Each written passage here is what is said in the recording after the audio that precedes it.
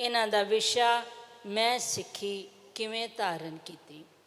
ਉਸ ਤੋਂ ਬਾਅਦ ਜੀ ਸਰਦਾਰ ਦਿਨੇਸ਼ ਸਿੰਘ ਜੀ ਸਟੇਜ ਦੇ ਕੋਲ ਹੀ ਆ ਜਾਣ, ਉਹ ਵਿਸ਼ਾ ਨਿਭਾਉਣਗੇ। ਆਓ ਮੈਂ ਸਭ ਤੋਂ ਪਹਿਲਾਂ ਬੁਲਾ ਰਹੀ ਹਾਂ ਜੀ ਸਰਦਾਰ ਮਨੋਜ ਸਿੰਘ ਜੀ ਦੋਹਨ, ਮੈਂ ਸਿੱਖੀ ਕਿਵੇਂ ਧਾਰਨ ਕੀਤੀ।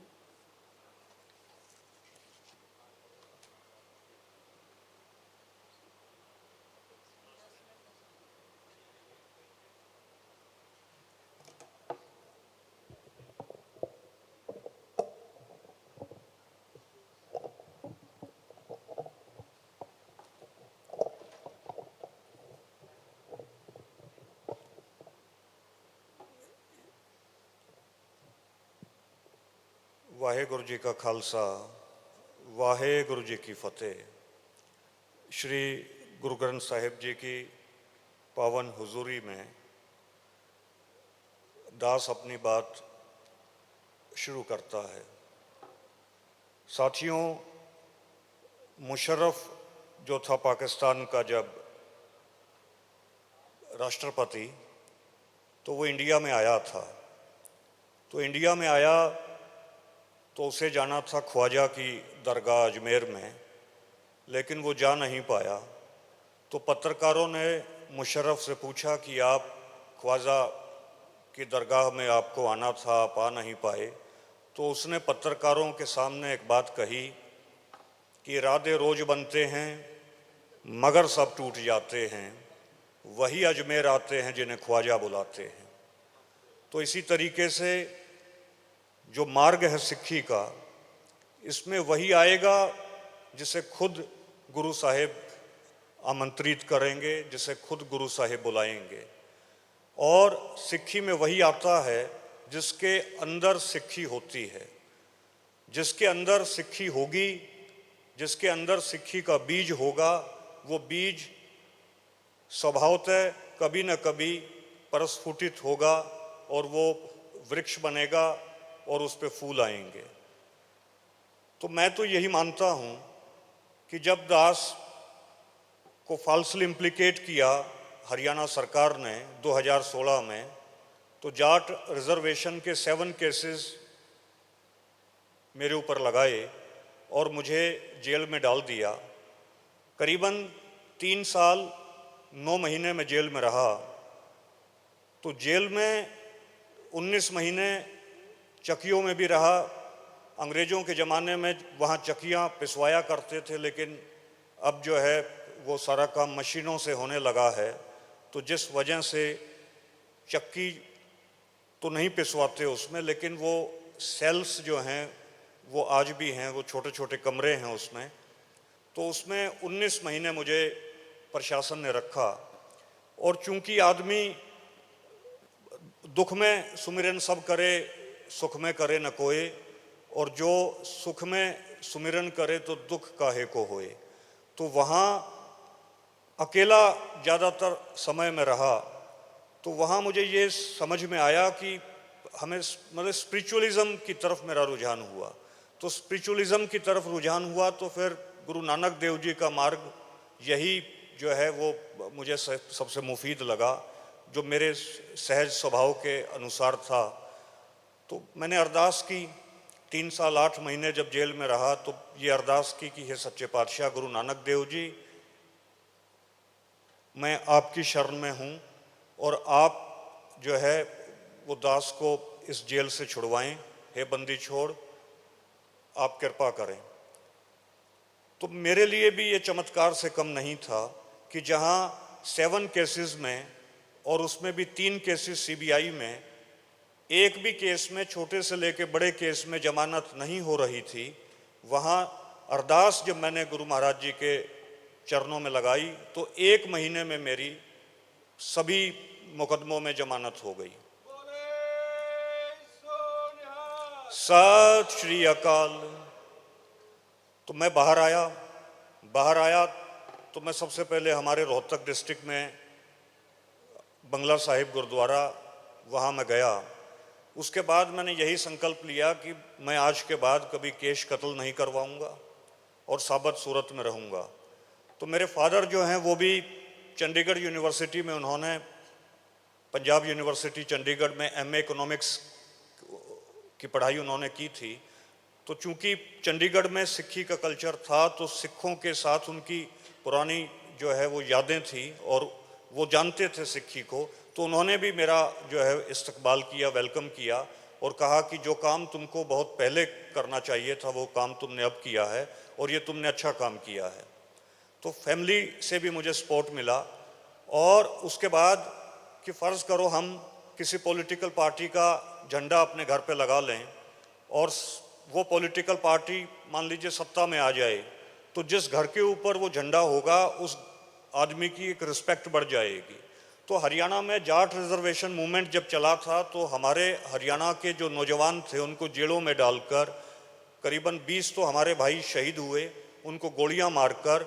तो जो दबाया गया था मूवमेंट को, तो उसके बाद जब किसान आंदोलन चला, तो किसान आंदोलन चला तो पंजाब से उठकर किसानी जब दिल्ली में आई, तो वहाँ हरियाणा के लोगों को भी, हरियाणा के नौजवानों को भी ये हौसला हुआ कि भाई हमें हरियाणा के अंदर सरकार ने दबाया था और हम दबाव महसूस कर रहे थे। तो पंजाब से उठकर जब सिख भाईचारा दिल्ली में आकर बैठा तो हरियाणा को हौसला हुआ। और कोई आदमी किसी को हौसला दे तो हौसला देने वाले की प्रति जो है बड़ी रिस्पेक्ट बढ़ जाती है। तो मैं चूंकि उससे पहले सिक्खी में गुरु महाराज जी की कृपा से गुरु महाराज जी मुझे ले आए थे, तो जिस वजह से और भी ज़्यादा जो है ये हमारे गांव में और हमारी जो खाप है उनको अच्छा लगा कि भाई ये लड़का जो है ये सही लाइन के ऊपर है, क्योंकि भूमिका जो है वो दिल्ली किसान मूवमेंट ने बना दी थी। और उसके बाद जो है हरियाणा के अंदर और पूरे नॉर्थ इंडिया में पूरा नैरेटिव बदल चुका है। पूरा हरियाणा, पूरा वेस्ट उत्तर प्रदेश, राजस्थान सिक्खी के प्रति जो है वो सोच बदल गई है। सभी सिक्खी में आना चाह रहे हैं। गुरु महाराज जी श्री गुरु ग्रंथ साहिब जी को की सहज पाठ में, उनको समझने में सबकी रुचि जो है वो जाग चुकी है। तो सिक्खी में आने के बाद मेरा तजर्बा ये रहा, जो मेरा निजी तजर्बा है, कि परमात्मा को प्राप्त करने की कोई विधि नहीं है। परमात्मा को प्राप्त करने की कोई विधि नहीं है, क्योंकि जेल के अंदर मैंने अलग अलग मंत्रों का भी जाप किया, क्योंकि हमारे पास समय बहुत था। तो परमात्मा को पाने की कोई विधि नहीं। एक ही बात मुझे समझ में आई कि हुक्म रजाई चलना, जो हुक्म है उसकी रजा में हमको चलना है बस। और इसके अलावा हमें कोई चिंता नहीं करनी। ना हमें ये चिंता करनी है कि हमें कोई मुक्ति प्राप्त करनी है या हमें कोई इस तरीके से और चिंताएं करनी है। जो गुरु का हुक्म है उसमें हमें रहना है। गुरु के चरणों का दास बन के हमें जो है रहना है। और हऊ में रोग, इस संसार में जो सबसे बड़ा रोग है वो हऊ में रोग है। साइकोलॉजी जो है वो अलग अलग चीज़ों को रोग बताएगी, जिसमें फ्रायड ने जो है वो काम वासना को मनुष्यता का जो है धुरी बताया। लेकिन श्री गुरु ग्रंथ साहिब जी के सहज पाठ से मुझे यही समझ में आया कि नहीं, हऊ में रोग, जो अहंकार है वो सबसे बड़ा रोग है। तो इस रोग से भी हम लोग मुक्त हो सकते हैं, मनुष्यता मुक्त हो सकती है श्री गुरु ग्रंथ साहिब जी की शरण में आकर।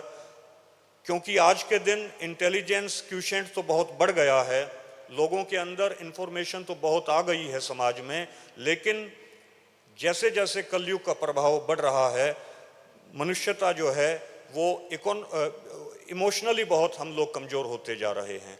तो इमोशंस का जो क्वोशिएंट है, इमोशनली हम लोग मजबूत हों, तो वो श्री गुरु ग्रंथ साहिब जी की शरण में आकर ही मनुष्यता जो है वो आज के समय में जिस चीज़ की सबसे ज़्यादा ज़रूरत है, इमोशनली मजबूत होने की, वो हो सकते हैं। अदरवाइज़ तो पूरी मनुष्यता जो है आज वो डिप्रेशन का शिकार होती जा रही है। तो यही मुझे कहना था। वाहेगुरु जी का खालसा, वाहेगुरु जी की फतेह जी।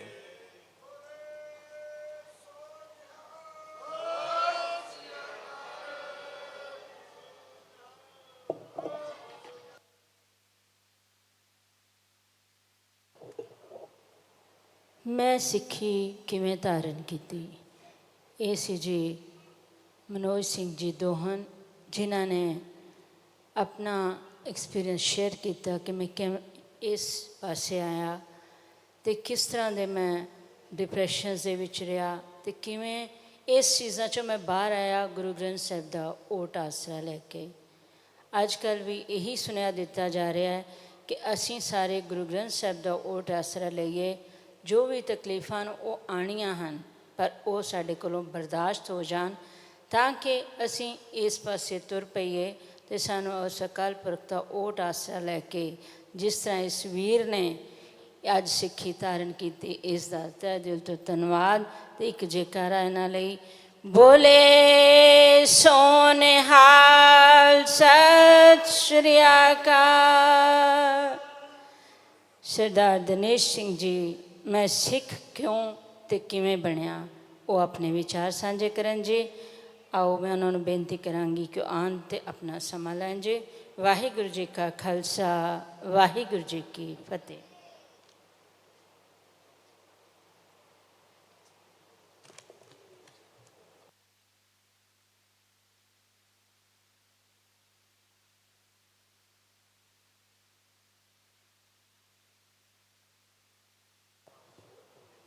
वाहिगुरु जी का खालसा वाहिगुरु जी की फतेह। श्री गुरु ग्रंथ साहिब जी की पावन हुजूरी में मुझे पहली बार बात रखने का अवसर मिला है। मुझे विषय दिया गया है कि मैं सिख क्यों बना। मैं सिख से पहले मेरा जन्म कबीरपंथी परिवार में हुआ। कबीर साहिब जी की जो फिलॉसफी है, विचारधारा है, उसको हमने बचपन से सीखा, पढ़ा और उसको जीने की कोशिश की। जब मैंने देखा कि जितने भी कबीरपंथी हैं वो ब्राह्मणवाद का और ब्राह्मण का बहुत विरोध करते हैं। कबीर साहिब की विचारधारा ही है वो ब्राह्मण ब्राह्मणी के जाया, आन बांटते काहे नहीं आया। इस तरह के उनके कई शब्द हैं जो ब्राह्मण को सीधा चोट पहुंचाते हैं, ब्राह्मणवाद पर प्रहार करते हैं।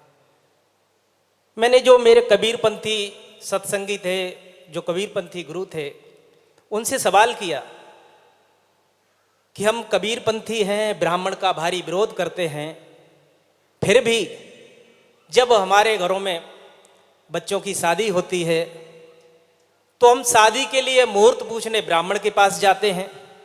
जितने भी रीत रिवाज, परंपरा, त्योहार सब कुछ ब्राह्मण का बनाया हुआ है, उसको हम फॉलो करते हैं। तो इस तरह से तो हम देखा जाए तो ब्राह्मण के ही अधीन हैं। मुझे तो ये लगता है कि हम लोगों को कबीरपंथी इसलिए बना दिया गया कि जो लोग ब्राह्मणी व्यवस्था के, जो ब्राह्मणवाद के शिकार हैं और उससे दुखी हैं, वो कबीरपंथी बनकर ब्राह्मण को कोसते रहें और उसी के जाल में फंसे रहें। जब मैंने उनसे बात की, सत्संगियों से बात की, तो उन्होंने कहा कि आप कोई आपकी समझ में हो तो आप खोजो, जानो, आप चीज़ों को अध्ययन करो। तो फिर मैं दिल्ली आया। दिल्ली में मैंने वकालत शुरू की। मेरी दोस्ती मुसलमानों के साथ में हुई। मुसलमानों के साथ में कुरान शरीफ को पढ़ने का अवसर मिला। इस्लाम को बहुत बारीकी से समझा। जब इस्लाम को बारीकी से समझा तो वहाँ दो चीज़ों पर मेरी जो असहमति थी बनी। पहला कि इस्लाम के अंदर गुलाम रखने की परंपरा है। दूसरी, महिलाओं के साथ भेदभाव करते हैं, असमानता है, जेंडर इनइक्वलिटी है। जब इस पर बात हुई तो मैंने इस्लाम को साइड में किया। फिर मेरे रुझान बुद्ध धर्म की तरफ बढ़ा। मैंने बुद्ध धर्म का अध्ययन किया, बुद्ध धर्म पर बहुत डीप स्टडी की, कई आचार्यों के साथ संगति की। तो बाद में जब बाबा साहब डॉक्टर अंबेडकर को मैं पढ़ रहा था तो volume number 17 part 3 page number 410 पर डॉक्टर अंबेडकर साहब लिखते हैं, उन्होंने बरली बुद्ध विहार में स्पीच दी थी। वो कहते हैं कि आज का जो बुद्ध हिंदू धर्म है यह 1000 साल पहले बौद्ध धर्म था। मुगल आक्रांताओं और अन्य कारणों की वजह से इसके मूल में मिलावट हो गई और ये हिंदू धर्म बन गया। मैंने कहा ये तो और बुरी आफत है कि हिंदू धर्म बौद्ध धर्म में से निकला है। जब इसका अध्ययन किया तो उसको भी साइड में किया। इसके बाद हमने क्रिश्चियनिटी को भी पढ़ा, क्रिश्चियनिटी को भी समझने का प्रयास किया। तो समझा तो उसमें पाया कि ये तो ब्राह्मणों से भी ज़्यादा इसमें खुराफात भरा हुआ है। इतनी अश्लील और बेहुदा बातें हैं कृष्णटी में, आप पढ़ेंगे तो दंग रह जाएंगे। 2018 की बात है, 26 नवंबर को डीयू में एक कार्यक्रम हो रहा था। उस कार्यक्रम में एक मेरे मित्र हैं सिद्धार्थ बोधायन जी, वो मिले। उन्होंने बात बात में श्री गुरु गोविंद सिंह साहिब जी का जो एक प्रसिद्ध वाक्य है, चिड़िया नाल में बाज लड़ाऊं, गीदड़ों को मैं शेर बनाऊं, 1.25 लाख से एक लड़ाऊं, तबे गोविंद सिंह नाम कहूं। जब ये शब्द मैंने सुने तो मैंने कहा ये तो एक कंप्लीट रिवॉल्यूशन है, एक संपूर्ण क्रांति है, इसकी ओर क्यों नहीं विचार करते आप।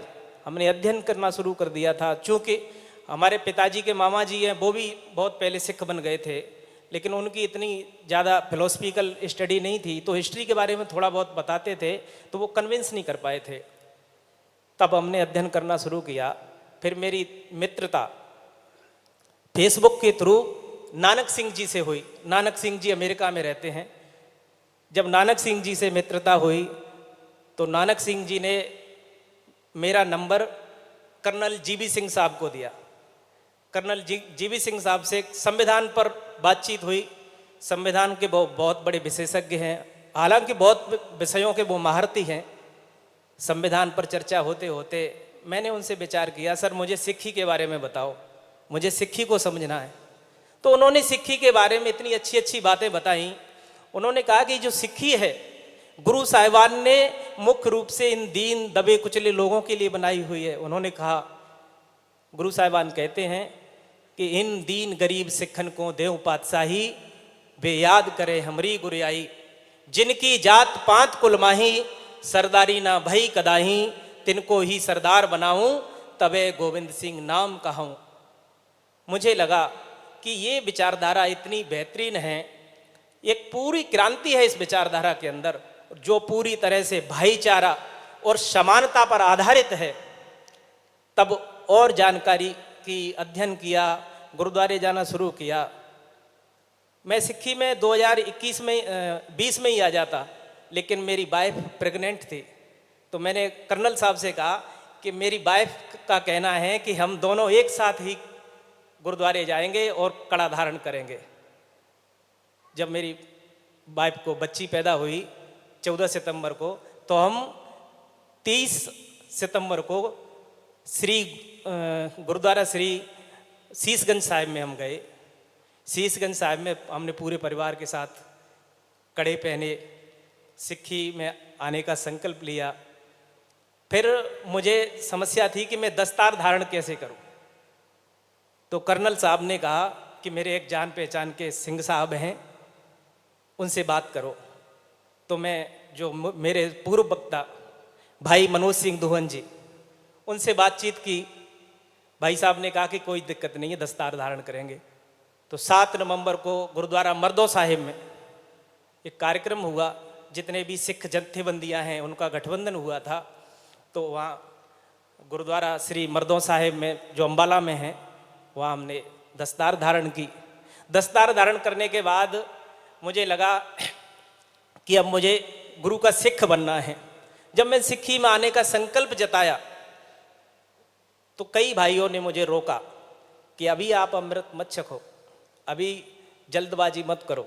मैंने कहा क्या दिक्कत है? कि बोले आप साधना नहीं कर पाओगे, नित्यनेम नहीं कर पाओगे, इसको हर कोई नहीं, अमृत जो पान है उसको हर कोई नहीं करता।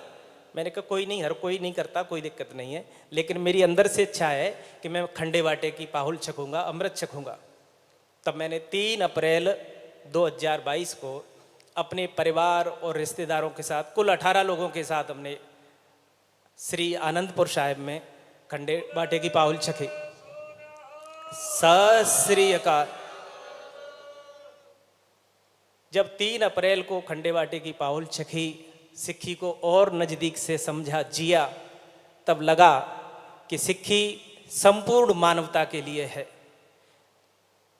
लगा कि इस सिक्खी के द्वारा ही भारत के जितने दबे कुचले मजलूम लोग हैं उनको आज़ाद किया जा सकता है। मैं पहले अम्बेडकरवादी था, डॉक्टर अम्बेडकर की विचारधारा पर काम कर रहा था। तो मैंने चीज़ों को बारीकी से समझा कि जिस क्रांति की बात, जिस बदलाव की बात डॉक्टर अंबेडकर साहब ने की है, ये तो बहुत देर में शुरू हुई है। जो सच्ची क्रांति है वो तो गुरु साहिबान बहुत पहले कर चुके हैं। जिन लोगों को दस्तार धारण नहीं करने दी जाती थी, उन लोगों को गुरु साहिबान ने दस्तार धारण कराई बहुत पहले। जिन लोगों को पानी नहीं पीने दिया जाता था, उनके लिए गुरु साहिबान ने सरोवर बनाए, बाद में अमृत भी छकाया। जिन लोगों को शस्त्र धारण नहीं करने का अधिकार नहीं था, उन लोगों को गुरु साहिबान ने शस्त्रधारी बनाया। जिन लोगों के साथ में बैठकर कोई लंगर नहीं छकता था, गुरु साहिबान ने उनको अपने गुरुद्वारे में बैठा करके लंगर छकाया। एक संपूर्ण क्रांति है सिक्खी। इस संपूर्ण क्रांति को समझकर मुझे लगा कि अगर भारत का भला हो सकता है, भारत ही नहीं अगर पूरी दुनिया का भला हो सकता है, तो सिक्खी के अलावा और कोई विकल्प नहीं है। सत श्री अकाल। तब मैंने संकल्प लिया कि मैं आजीवन सिक्खी के प्रचार प्रसार के लिए तत्पर रहूंगा और सिक्खी का प्रचार प्रसार करूंगा। मैं सिक्खी का प्रचार प्रसार कर रहा हूं पूरे देश में। मुझे लगता है मेरे भाई हैं वो भी प्रयास कर रहे हैं, लेकिन मुझे ये लगता है कि हमारे देश में करोड़ों लोग तैयार बैठे हैं, बस हम उन तक पहुंच नहीं पा रहे हैं। सिक्खी में आने के लिए वो तत्पर बैठे हैं, बस हम उन तक पहुंचे, वो सिक्खी में आएंगे। और मुझे लगता है कि जब हमारी पहुंच सब लोगों के बीच में होगी, भारत में खालसा राज स्थापित होगा और भारत निश्चित रूप से खालसा राज बनेगा। सत श्री अकाल जी। तो दास की यही विनती है कि सभी भाई, हम गुरु के सिख हैं, कि हमारी जिम्मेदारी है कि हम सिक्खी का प्रचार प्रसार करें और सभी जो दबे कुचले लोग हैं, दीन दुखी हैं, उनको सिक्खी में लाने का प्रयास करें। और गुरु साहिबान ने तो सबके लिए दरवाजे खोले हैं, तो निश्चित रूप से सब सिक्खी में आएंगे, खालसा राज की स्थापना होगी। मैं बस इतनी बात कहूँगा। वाहिगुरु जी का खालसा, वाहिगुरु जी की फतेह।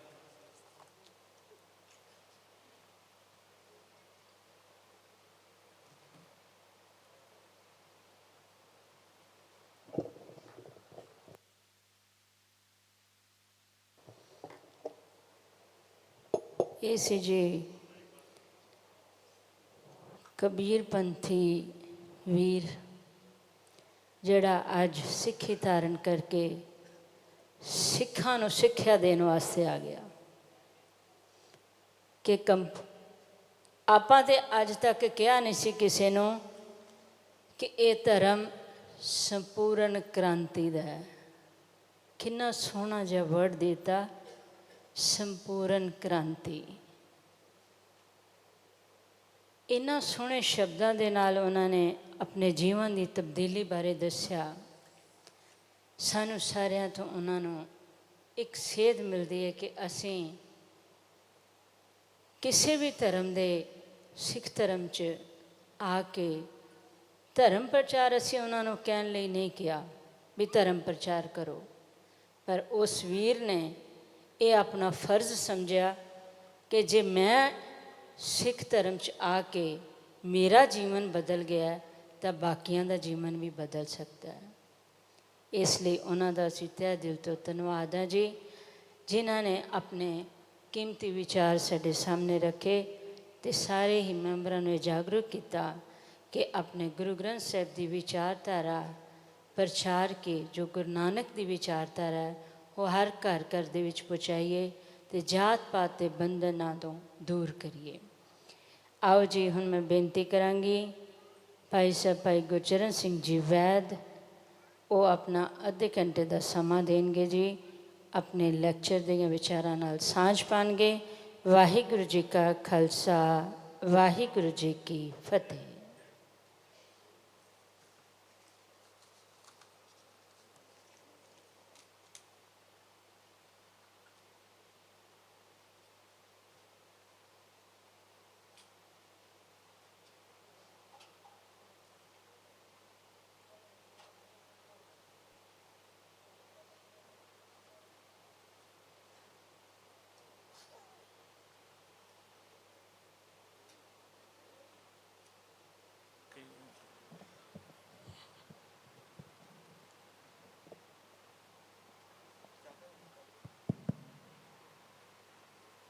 ਵਾਹਿਗੁਰੂ ਸਾਹਿਬ ਜੀ।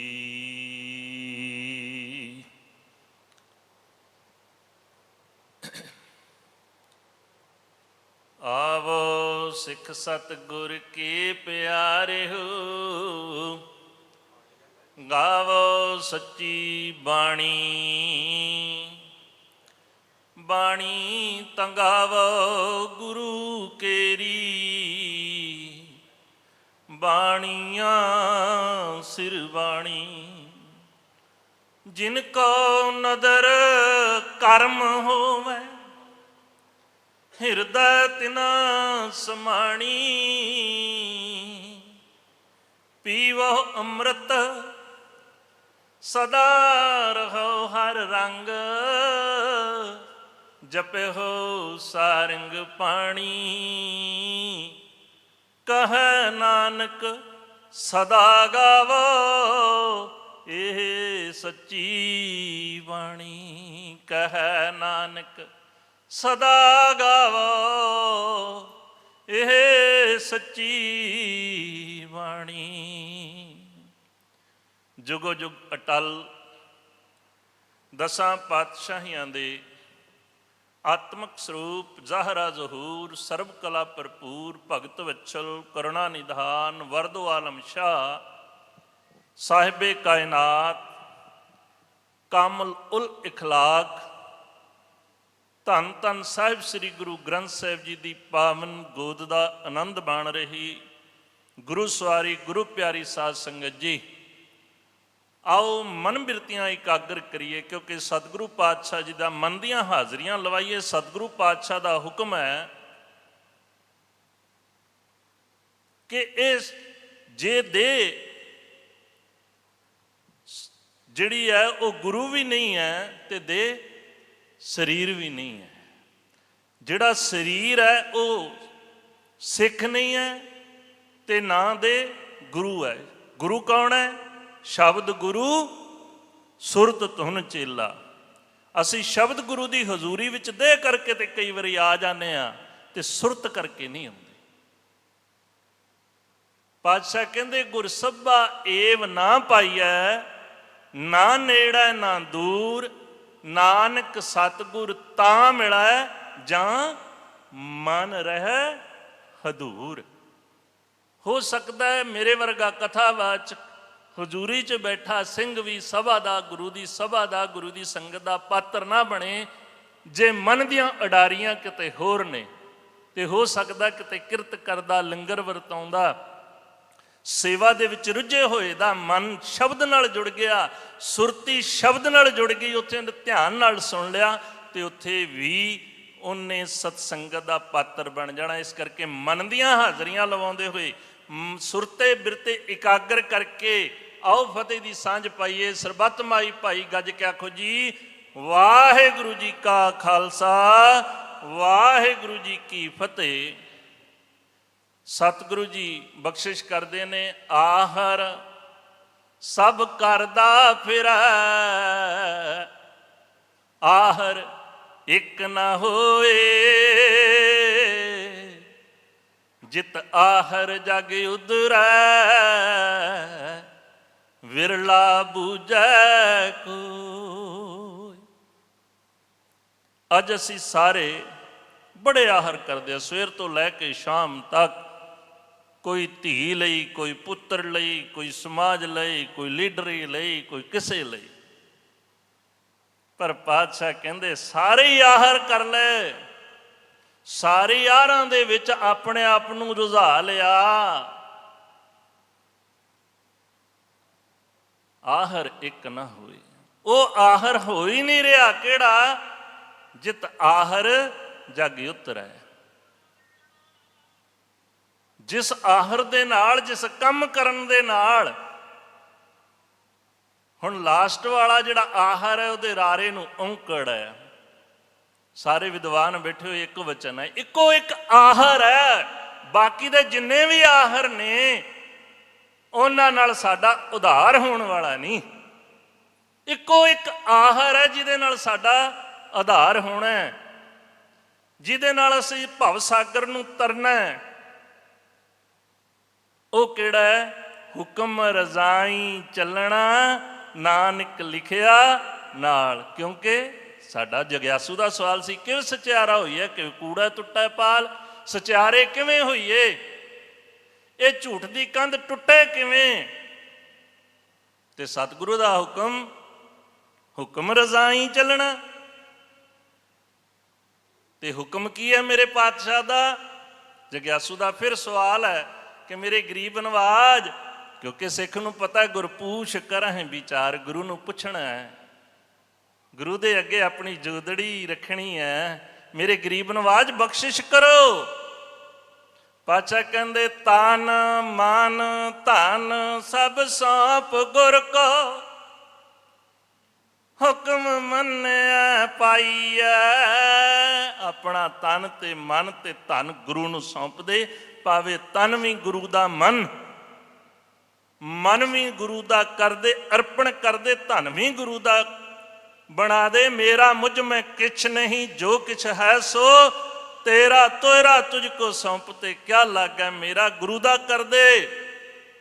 ਤੇ ਹੁਕਮ ਮੰਨਿਆ ਪਾਈਏ, ਜੇ ਹੁਕਮ ਮੰਨ ਲਵੇਂਗਾ ਤੇ ਤੈਨੂੰ ਪ੍ਰਾਪਤੀ ਹੋ ਜਾਏਗੀ। ਸੱਚੇ ਪਾਤਸ਼ਾਹ ਮੈਨੂੰ ਹਲੇ ਸਮਝ ਨਹੀਂ ਆਈ ਉਹ ਹੁਕਮ ਕਿਹੜਾ ਹੈ, ਕਿਵੇਂ ਮੰਨਾਂ? ਤੇ ਕਹਿ ਦਿੱਤਾ ਹੁਕਮ ਮੰਨੇ ਹੋ ਗੁਰੂ ਕੇਰਾ, ਗਾਵੋ ਸੱਚੀ ਬਾਣੀ। ਮੇਰੇ ਗਰੀਬ ਨਵਾਜ, ਬਖਸ਼ਿਸ਼ਾਂ ਦੇ ਭੰਡਾਰ ਹੁਣ ਮੈਨੂੰ ਸਮਝ ਆ ਗਈ। ਹੁਣ ਕਿਰਪਾ ਕਰੀ ਇਹ ਸੱਚੀ ਬਾਣੀ ਮੈਂ ਗਾਉਣ ਲੱਗ ਜਾਵਾਂ। ਪੜ੍ਹਦਾ ਤੇ ਬੜਾ, ਸੁਣਾਉਂਦਾ ਤੇ ਬੜਾ, ਕਿਰਪਾ ਕਰੀ ਮੈਂ ਗਾਉਣ ਲੱਗ ਜਾਵਾਂ।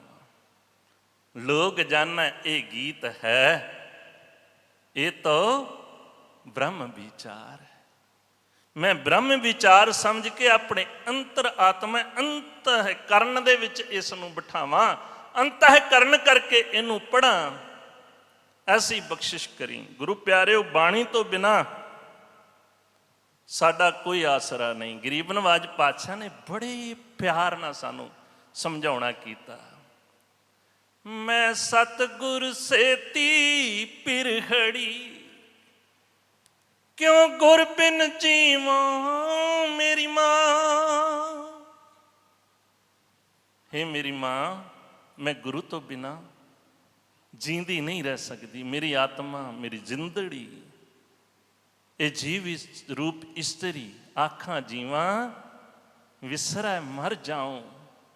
ਇਹ ਬਾਣੀ ਤੋਂ ਬਿਨਾਂ ਜੀਂਦੀ ਨਹੀਂ ਰਹਿ ਸਕਦੀ।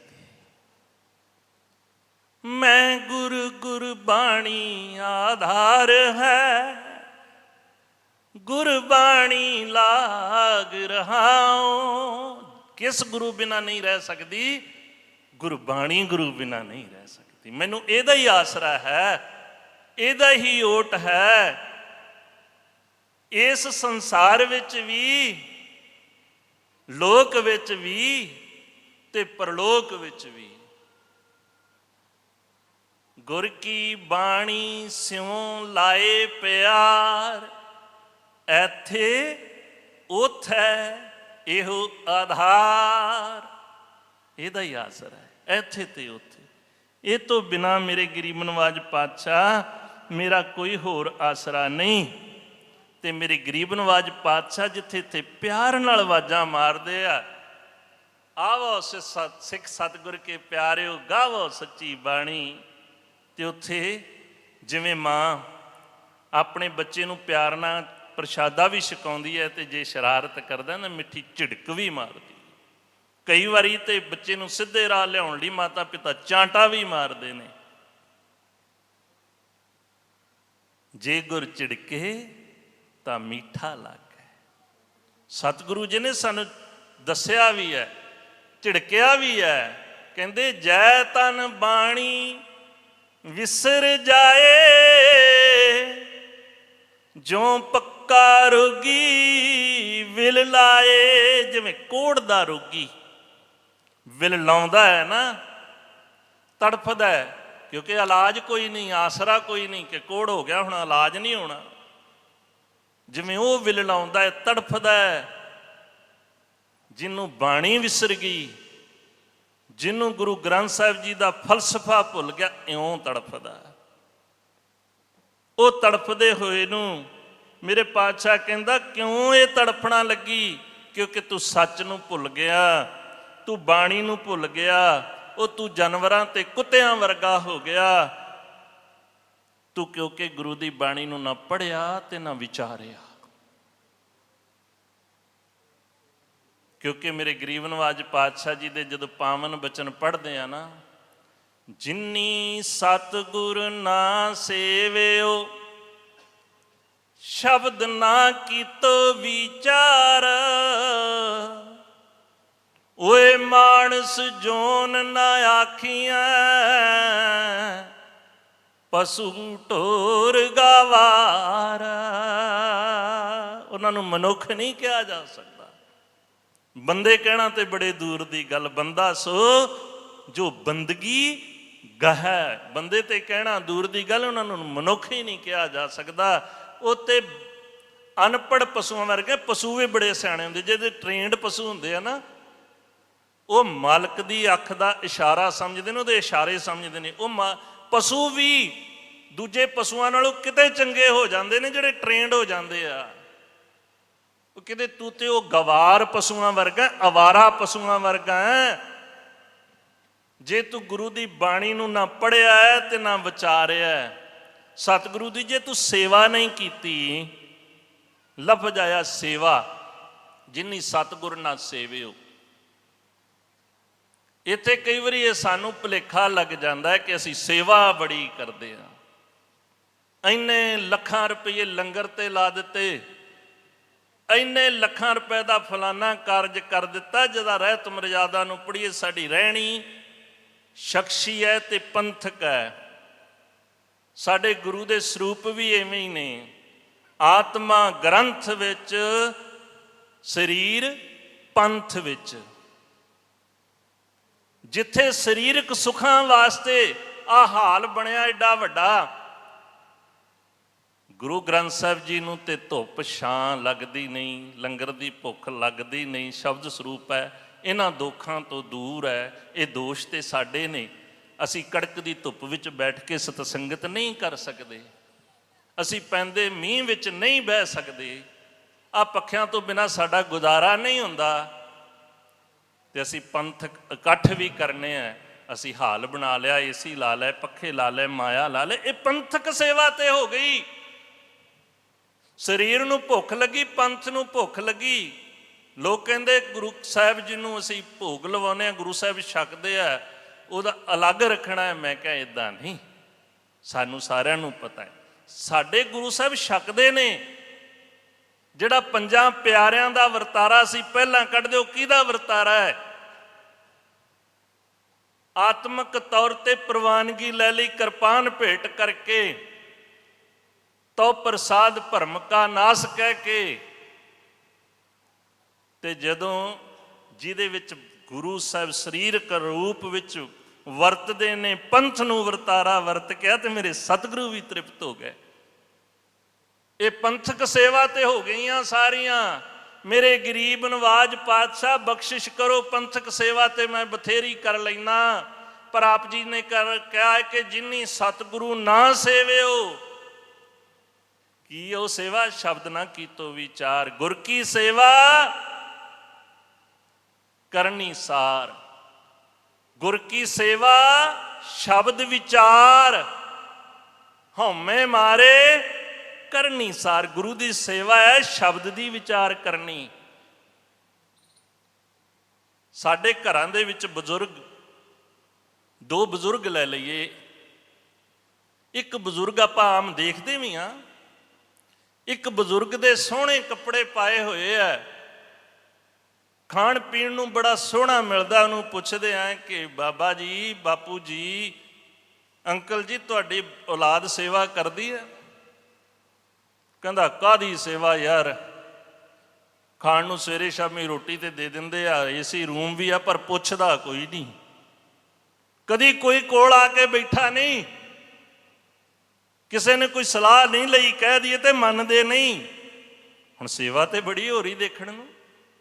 ਦੂਜੇ ਨੂੰ ਪੁੱਛਿਆ, ਸਾਦੇ ਜੇ ਕੱਪੜੇ ਨੇ, ਸਵੇਰੇ ਅਚਾਰ ਤੇ ਲੱਸੀ ਦਹੀਂ ਨਾਲ ਪ੍ਰਸ਼ਾਦਾ ਛਕ ਕੇ ਆਇਆ, ਸੱਥ ਵਿੱਚ ਬੈਠਾ, ਉਹਨੂੰ ਪੁੱਛਿਆ, ਕਹਿੰਦਾ ਬੜੀ ਕਿਰਪਾ, ਮੇਰੀ ਔਲਾਦ ਵਰਗੀ ਔਲਾਦ ਤੇ ਬਾਬਾ ਸਭ ਨੂੰ ਦੇਵੇ, ਮੇਰੇ ਪੁੱਛੇ ਬਿਨਾਂ ਇੱਕ ਕਦਮ ਨਹੀਂ ਪੱਟਦੇ, ਸਵੇਰੇ ਸ਼ਾਮ ਆ ਕੇ ਪੁੱਛਦੇ ਨੇ, ਦੱਸ ਕੇ ਜਾਂਦੇ ਨੇ ਤੇ ਆ ਕੇ ਦੱਸਦੇ ਨੇ, ਪੁੱਛੇ ਬਿਨਾਂ ਜਾਂਦੇ ਨਹੀਂ। ਹੁਣ ਸੇਵਾ ਕਿਹਦੀ ਹੈ? ਅਸੀਂ ਗੁਰੂ ਪਾਤਸ਼ਾਹ ਨਾਲ ਕਿਤੇ ਇਦਾਂ ਤੇ ਨਹੀਂ ਕਰਦੇ। ਫਰੀਦਾ ਜੇ ਤੂੰ ਅਕਲ ਲਤੀਫ, ਕਾਲੇ ਲਿਖ ਨਾ ਲੇਖ, ਆਪਣੜੇ ਗਰੀਵਾਨ ਮੈਂ ਸਿਰ ਨੀਵਾਂ ਕਰ ਦੇਖ। ਅਸੀਂ ਸਤਿਗੁਰੂ ਪਾਤਸ਼ਾਹ ਨਾਲ ਐਵੇਂ ਚਲਾਕੀ ਤੇ ਨਹੀਂ ਕਰਦੇ ਕਿ ਲੋਕ ਦਿਖਾਵੇ ਲਈ ਤੇ ਅਸੀਂ ਸੇਵਾ ਕਰਦੇ ਬੜੀ ਆ, ਪਰ ਮੰਨਦੇ ਇੱਕ ਨਹੀਂ। ਹੁਕਮ ਮੰਨਿਆ ਪਾਈਆ, ਹੁਕਮ ਮੰਨਿਆ ਗੁਰੂ ਕੇਰਾ, ਗਾਵੋ ਸੱਚੀ ਬਾਣੀ। ਜਿੰਨਾ ਚਿਰ ਗੁਰੂ ਪਾਤਸ਼ਾਹ ਜੀ ਦੇ ਹੁਕਮ ਨੂੰ ਨਹੀਂ ਮੰਨਦੇ, ਅਸੀਂ ਵਿਚਾਰ ਕਰ ਰਹੇ ਸਾਂ ਕਿ ਉਹ ਮਨੁੱਖ ਅਖਵਾਉਣ ਦੇ ਵੀ ਕਾਬਿਲ ਨਹੀਂ, ਤੇ ਗਰੀਬ ਨਵਾਜ ਪਾਤਸ਼ਾਹ ਨੇ ਕਹਿ ਦਿੱਤਾ, ਗੁਰਮੰਤਰਹੀਣ ਸੈ ਜੋ ਪ੍ਰਾਣੀ, ਤਿਰਗੰਤ ਜਨਮ ਪ੍ਰਸਟਣੈ, ਕੂਕਰੈ ਸੂਕਰੈ ਗਰਦਵੈ, ਸਰਪ ਕਾਕੈ ਸਰਪਨੈ ਤੁਲ ਖਲੈ। ਸਾਰੇ ਪ੍ਰਚਾਰਕ ਬੈਠੇ ਉਹਨਾਂ ਦੇ ਅਰਥ ਕਰਨ ਦੀ ਬਹੁਤੀ ਲੋੜ ਨਹੀਂ। ਉਹ ਕਾਵਾਂ ਕੁੱਤਿਆਂ ਗਧਿਆਂ ਦੇ ਬਰਾਬਰ ਹੈ ਜਿਹੜਾ ਗੁਰਮੰਤਰ ਤੋਂ ਹੀਣਾ ਹੈ, ਜਿਹੜਾ ਗੁਰਬਾਣੀ ਤੋਂ ਹੀਣਾ ਹੈ, ਜਿਹੜਾ ਗੁਰਬਾਣੀ ਨੂੰ ਪੜ੍ਹਦਾ ਨਹੀਂ, ਵਿਚਾਰਦਾ ਨਹੀਂ ਤੇ ਆਪਣੇ ਤੇ ਲਾਗੂ ਨਹੀਂ ਕਰ ਰਿਹਾ। ਕਿਉਂਕਿ ਕਰਮ ਕਰਕੇ, ਮਨ ਬਾਚ ਕਰਮ, ਜਿੰਨਾ ਉਹਨਾਂ ਚਿਰ ਕਾਰਜ ਪੂਰਾ ਨਹੀਂ ਹੋਣਾ ਜਿੰਨਾ ਚਿਰ ਇਹ ਤਿੰਨੋਂ ਨਹੀਂ ਇਕੱਠੇ ਹੁੰਦੇ। ਮਨ ਕਰਕੇ ਸਮਝਦੇ ਨਹੀਂ। ਬਾਪੂ ਨੇ ਕਿਹਾ ਬਈ ਫਲਾਣੇ ਕਾਕਾ ਗੱਲ ਸੁਣ, ਫਲਾਣੇ ਕਿਆਰੇ ਨੂੰ ਜਾਂ ਫਲਾਣਾ ਕੰਮ ਕਰਿਆ, ਫਲਾਣੀ ਦੁਕਾਨ ਤੋਂ ਸਮਾਨ ਲਿਆ, ਕੰਨ ਬੰਦ ਕਰ ਲਏ, ਸੁਣਿਆ ਹੀ ਨਹੀਂ, ਤੇ ਅਗਲਾ ਗੱਲ ਹੀ ਨਹੀਂ ਮੁੱਕ ਗਈ। ਬਾਪੂ ਵੀ ਕਹਿੰਦਾ ਇਹਨੇ ਤਾਂ ਸੁਣਿਆ ਨਹੀਂ, ਅਗਲੀ ਗੱਲ ਕਹਿਣ ਦੀ ਲੋੜ ਨਹੀਂ। ਲੱਗ ਆਇਆ, ਹਾਂਜੀ ਬਾਪੂ ਜੀ ਦੱਸੋ। ਮਨ ਕਰਕੇ ਗੱਲ ਸੁਣ ਲਈ,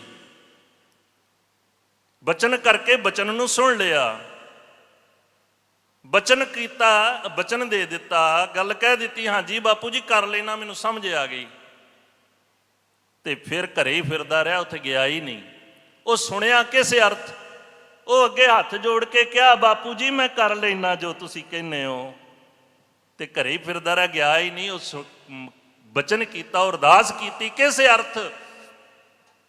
ਤੇ ਜੇ ਕਿ ਬਾਪੂ ਨੂੰ ਕਹਿ ਕੇ ਠੀਕ ਹੈ ਬਾਪੂ ਜੀ ਮੈਂ ਕਰ ਲੈਣਾ ਗਿਆ, ਉਹ ਹੁਕਮ ਵਜਾ ਲਿਆਇਆ, ਉਹ ਕੰਮ ਕਰਕੇ ਉਹ ਬਾਪੂ ਦੇ ਕੋਲ ਰੱਖ ਦਿੱਤਾ, ਤੇ ਕੰਮ ਸੰਪੂਰਨ ਹੋ ਗਿਆ, ਕਰਮ ਹੋ ਗਿਆ। ਮਨ ਬਚ ਕਰਮ ਕਰਕੇ ਜਿੰਨਾ ਚਿਰ ਅਸੀਂ ਬਾਣੀ ਨੂੰ ਪੜ੍ਹਦੇ ਨਹੀਂ, ਸਮਝਦੇ ਨਹੀਂ ਤੇ ਉੱਤੇ ਅਮਲ ਨਹੀਂ ਕਰਦੇ, ਉਹਨਾਂ ਚਿਰ ਗੱਲ ਨਹੀਂ ਬਣਨੀ। ਮੇਰੇ ਸਤਿਗੁਰੂ ਸਾਡੇ ਤੇ ਬਖਸ਼ਿਸ਼ ਕਰਨ ਸਾਨੂੰ। ਜੈ ਤਨ ਬਾਣੀ ਵਿਸਰ ਜਾਏ, ਜਿਉ ਪੱਕਾ ਰੋਗੀ ਵਿਲ ਲਾਏ, ਆਹਰ ਸਭ ਕਰਦਾ ਫਿਰੈ, ਆਹਰ ਇੱਕ ਨਾ ਹੋਏ, ਜਿਤ ਆਹਰ ਜਗ ਉਧਰੈ ਵਿਰਲਾ, ਬੂਝੈ ਕੋਈ। ਹੈਨ ਵਿਰਲੇ ਨਾਹੀ ਕਣੇ, ਫੈਲ ਫੱਕੜ ਸੰਸਾਰ ਹੈਨ, ਪਰ ਬਹੁਤੇ ਮੇਰੇ ਵਰਗੇ ਨੇ, ਗੱਲਾਂ ਘਨੇਰੀਆਂ ਕਰਦੇ ਨੇ,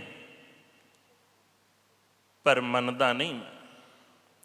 ਅਰਦਾਸ ਕਰੀਏ ਸਤਿਗੁਰੂ ਜੀ ਦੇ ਚਰਨਾਂ ਵਿੱਚ ਕਿ ਸਤਿਗੁਰੂ ਦੇ ਬਚਨਾਂ ਨੂੰ ਮੰਨ ਲਈਏ, ਕਿਉਂਕਿ ਗਰੀਬ ਨਵਾਜ ਪਾਤਸ਼ਾਹ ਨੇ ਕਹਿ ਦਿੱਤਾ ਕਿ ਜੇ ਆ ਕੇ ਤੂੰ ਭਾਈ ਮੱਥਾ ਵੀ ਟੇਕ ਲਿਆ ਪਰ ਕਰਮਾਂ ਵੀ ਕਰ ਲਈਆਂ। ਸਾਡਾ ਕੰਮ ਹੈ ਕਿ ਅਸੀਂ ਗੁਰੂ ਘਰ ਆਉਣਾ ਹੈ, ਮੱਥਾ ਉੱਥੇ ਪਹਿਲਾਂ ਸਰਦਲ ਤੇ ਟੇਕਣਾ ਹੈ, ਫਿਰ ਸਾਹਮਣੇ ਆ ਕੇ ਟੇਕਣਾ, ਫਿਰ ਗੁਰੂ ਸਾਹਿਬ ਦੇ ਅੱਗੇ ਟੇਕਣਾ, ਫਿਰ ਪਿੱਛੇ ਆ ਕੇ ਵੀ ਟੇਕਣਾ।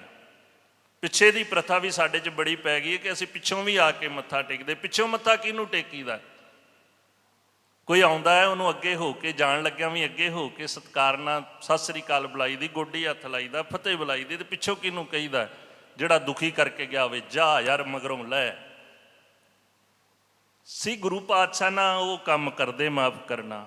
ਅਸੀਂ ਪਿੱਛੋਂ ਵੀ ਮੱਥਾ ਟੇਕੀ ਜਾਂਦੇ ਆ ਕੇ, ਪਿੱਛੇ ਵੀ ਪੈਸੇ ਚੜਾਈ ਜਾਂਦੇ, ਅੱਗੇ ਤੇ ਚਲੋ ਬਣਦਾ ਹੀ ਬਣਦਾ ਸਾਰਾ ਕੁਝ।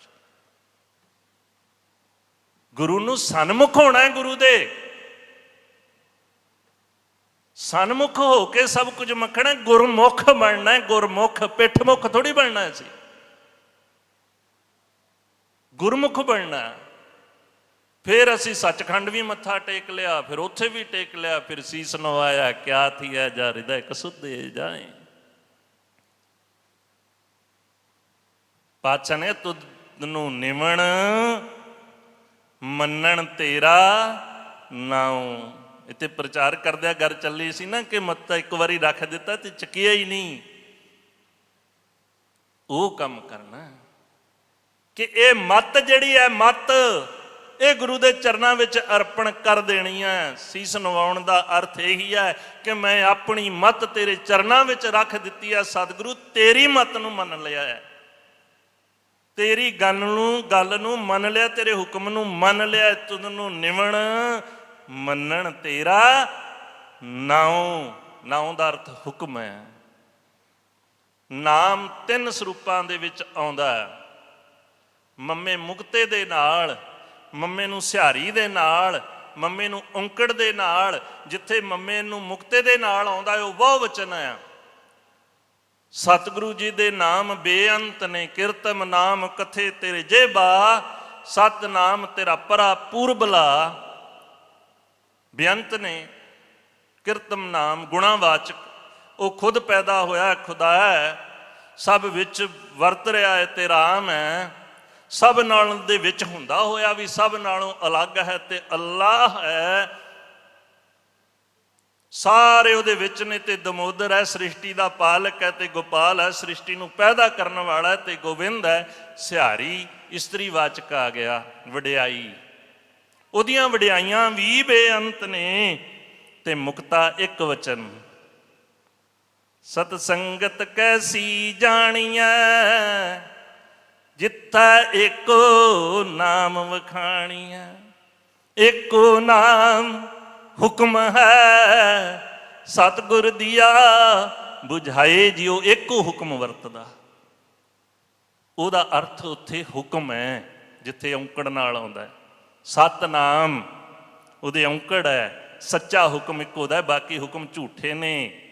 ਕੋਈ ਮੰਨੇ ਨਾ ਮੰਨੇ, ਪਰ ਉਹਦਾ ਤੇ ਮੰਨਣਾ ਹੀ ਪੈਣਾ, ਚਾਹੇ ਚਾਹੇ ਨਾ ਚਾਹੇ। ਸਤਿਗੁਰੂ ਪਾਤਸ਼ਾਹ ਜੀ ਨੇ ਸਾਡੇ ਤੇ ਅਪਾਰ ਬਖਸ਼ਿਸ਼ ਕੀਤੀ। ਅਸੀਂ ਆਏ ਕਾਹਦੇ ਲਈ ਹਾਂ? ਆਮ ਤੌਰ 'ਤੇ ਅਸੀਂ ਨਾਮ ਜਪਣ ਲਈ ਆਏ ਹਾਂ, ਅਸੀਂ ਸੇਵਾ ਕਰ ਲਈ ਆਏ ਹਾਂ, ਅਸੀਂ ਪਰਉਪਕਾਰ ਲਈ ਆਏ ਹਾਂ। ਤੇ ਮੇਰੇ ਗਰੀਬ ਨੂੰ ਅੱਜ ਨੂੰ ਪੁੱਛਦੇ ਹਾਂ ਨਾ, ਮੇਰੇ ਸੱਚੇ ਪਾਤਸ਼ਾਹ ਬਖਸ਼ਿਸ਼ ਕਰੋ, ਅਸੀਂ ਕਾਹਦੇ ਲਈ ਆਏ ਹਾਂ? ਤੇ ਮੇਰੇ ਗਰੀਬ ਨੂੰ ਅੱਜ ਪਾਤਸ਼ਾਹ ਕਹਿੰਦੇ, ਆਇਓ ਸੁਣਨ ਪੜਨ ਕੋ ਬਾਣੀ। ਆਏ ਤਾਂ ਬਾਣੀ ਸੁਣਨ ਤੇ ਪੜਨ ਲਈ ਆ। ਜੇ ਇਹ ਕੰਮ ਨਹੀਂ ਕੀਤਾ, ਇਸ ਨਾਮ ਨੂੰ, ਇਸ ਹੁਕਮ ਨੂੰ ਭੁੱਲ ਗਏ।